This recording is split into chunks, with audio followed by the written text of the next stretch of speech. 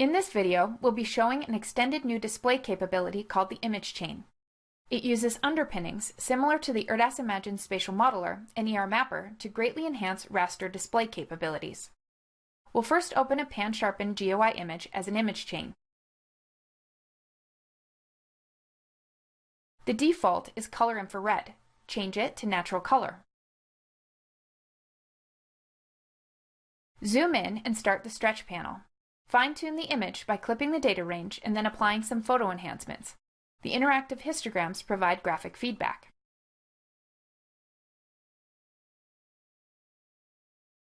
Now run a vegetation index on the image.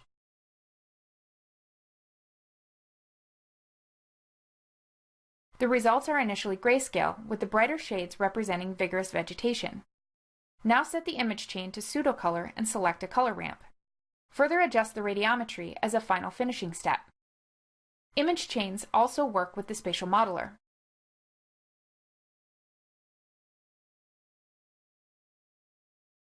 This model generates watershed information from an elevation surface. There are two layers in the output, a watershed layer and the original surface.